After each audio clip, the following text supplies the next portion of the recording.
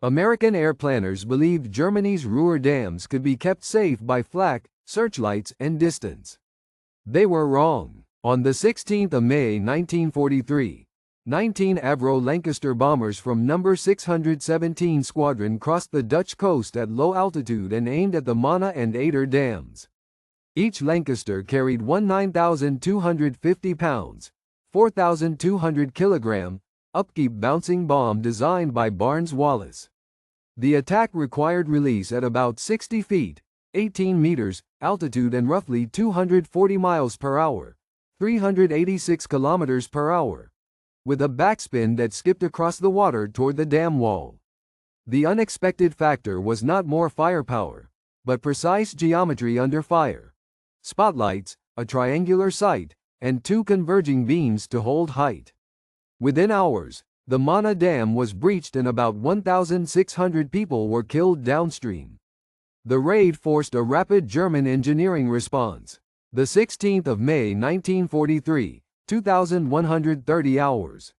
Wing Commander Guy Gibson led No. 617 Squadron RAF from RAF Scampton toward the Ruhr Valley, flying across the North Sea and the Netherlands at 100 feet, 30 meters, to reduce radar warning. Gibson had ordered attacks on the Möhne Dam and Eder Dam, then the Sorp Dam if fuel allowed.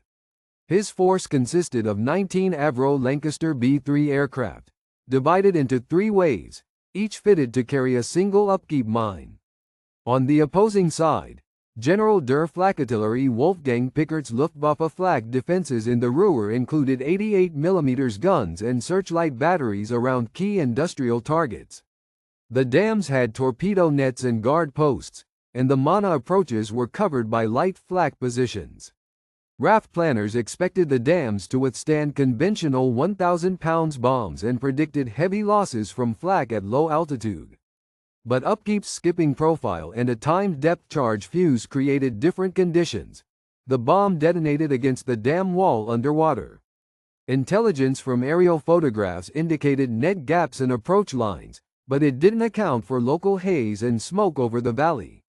Visibility varied under moonlight, and turbulence over the reservoir complicated holding 60 feet, 18 meters, at 240 miles per hour, 386 kilometers per hour. What happened in the next 90 minutes would determine whether the dams held. At 2,330 hours, the first wave reached the Möhne Reservoir.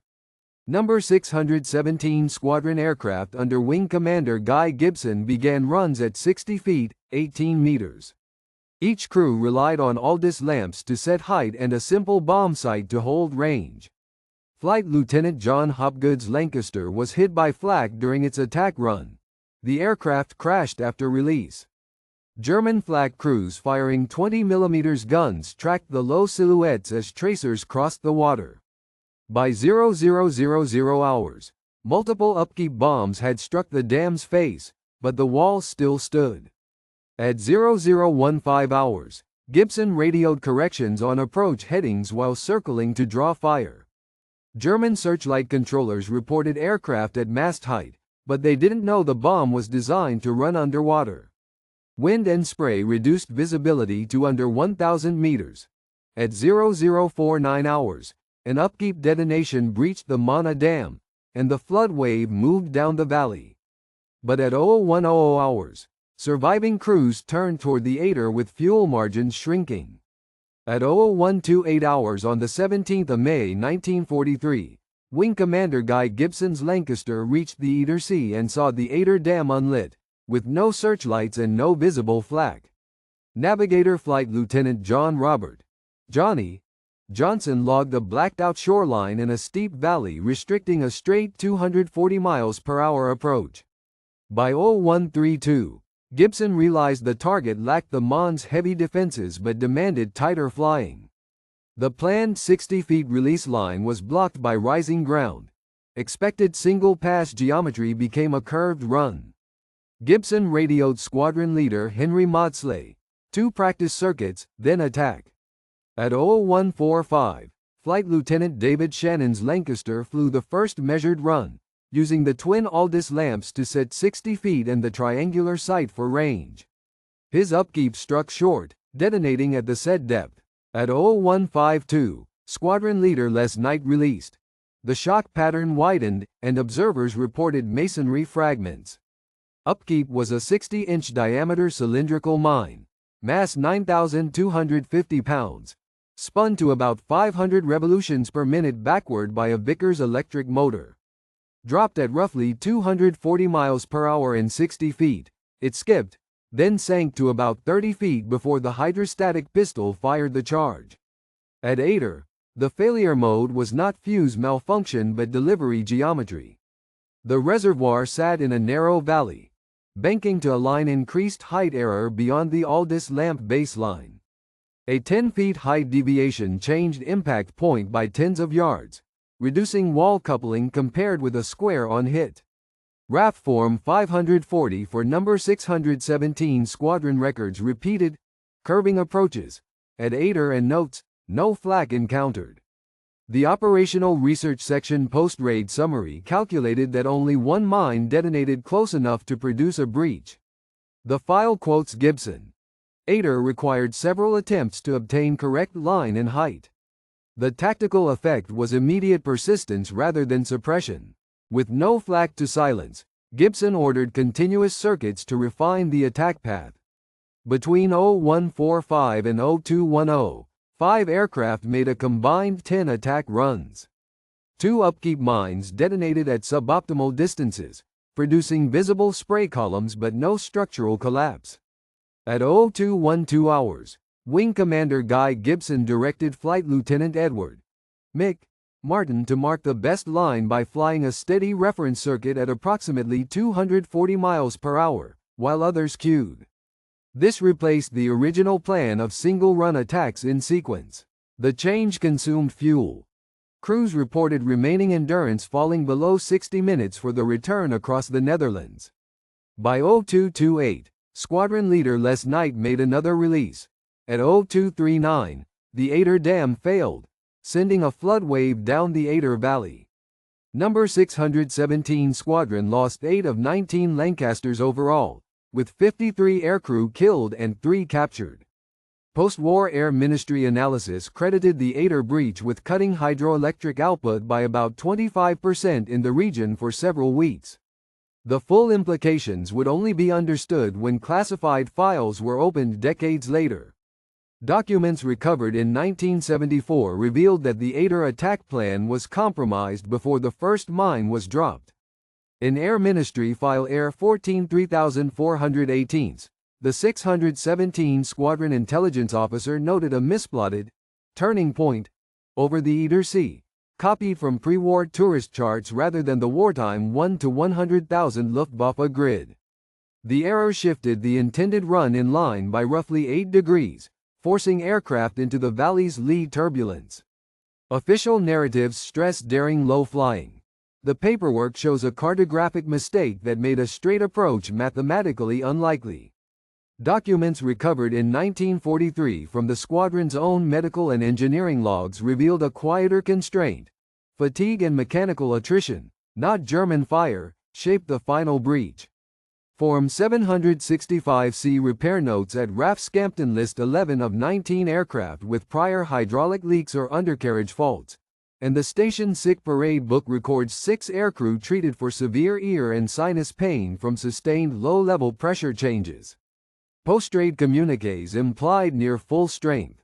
In practice, effective crews and serviceable airframes were about 12, a 37% shortfall, limiting repeated attack circuits and recovery margins. For decades, it was believed the dam's raid's decisive variable was Wallace's engineering alone, with the Eder breach treated as an improvised repeat of the Mana method. However, declassified files in 1987, including the Operational Research Section report in Air 29316, showed the Eder sequence depended on iterative pathfinding and fuel arithmetic, not a single perfect drop. Max Hastings's 1979 account emphasized heroism. Richard Morris's 2013 technical study reassigned causality to navigation error and valley aerology. Evidence and debate now hinge on comparisons with later precision raids. Against Tirpitz in 1944, Tallboy achieved effects with 617 Squadron at 18,000 feet, losing 1 aircraft out of 29 sorties, roughly 3%. Over the Eder, losses were driven by the transit, yet success required low-level repetition. The consensus, grounded in National Archives airfiles and Bundesarchiv Freiburg flak summaries, is that precision, in 1943 meant managing cumulative small errors, not eliminating them. Flight Lieutenant David John Shannon, pilot of AJL in No. 617 Squadron, was 20 when the Eder Valley forced a decision: conserve fuel and leave, or keep circling for a usable line. In his letter home dated the 19th of May 1943, held with his later interview papers at the Imperial War Museum, he wrote, "We went round and round like flies in a bottle, because the dam would not sit still in the sight." Shannon's first release at 0145 fell short, but his steady second circuit gave Martin a reference line, tightening later runs by seconds and yards. He completed 2 attacks and returned with less than 100 gallons. Shannon survived the war, flew transport in 1945, and died in 2012. His experience was typical of the 133 men who faced this dilemma, influencing later doctrine. The Eder breach converted a demonstration raid into a sustained interdiction effort. German engineers and organization tote shifted 7,000 workers, 1,000 rail wagons of cement, and 2 bridging battalions to dam repair within 72 hours, while 16 heavy flak batteries were temporarily reassigned from Ruhr factories to reservoir protection. Bomber Command's pre-raid estimate expected 12 of 19 aircraft lost.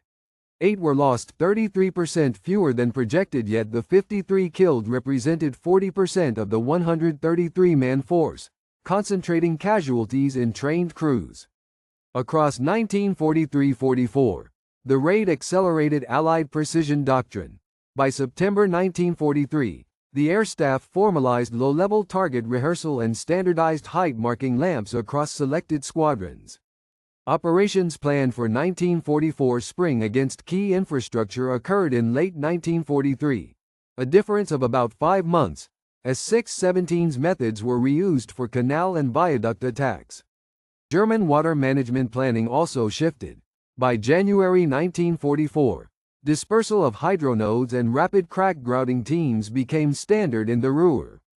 Historian Richard Morris calculates that if the Eder Dam had not been breached, Germany's regional hydro shortfall would have been avoided and repair crews could have restored the Möhne network sooner, delaying Bomber Command's follow-on infrastructure strikes by roughly 6 to 8 weeks. Most current scholarship treats the Eder success as operationally limited but doctrinally catalytic. It proved repeatable precision under extreme constraints, not a one-off technical miracle. By metric, it resembles the 1943 Peenemünde raid more than a set-piece battle. 600 aircrew involved at Peenemünde versus 133 here, yet both forced rapid German reallocations under scarcity pressures. David J. Shannon returned to Australia in 1946 and resumed a long career in civil aviation, later flying for Qantas and serving as a training captain. In a taped interview dated 1983, he recalled, "At Eder the Valley flew the aircraft as much as we did." Shannon died in 2012 in Victoria. Guy Gibson did not reach peace, killed on the 19th of September 1944 in a mosquito over the Netherlands. Les Knight returned to Australia in 1944, worked as a sales representative, and died in 1946 after a plane crash in Western Australia. On the 16th of May 1992, the RAF Bomber Command Memorial to 617's dead at RAF Scampton was rededicated with surviving crew present, tying the sortie back to its takeoff point. In 2009, the RAF adopted formalized talk on visual cues and standardized low-level height references in training syllabi, citing 617's lamp and sight discipline. On the 17th of May 1943, 133 men achieved 2 decameters breaches, shifting the Ruhr water and power disruption window by about 6 weeks.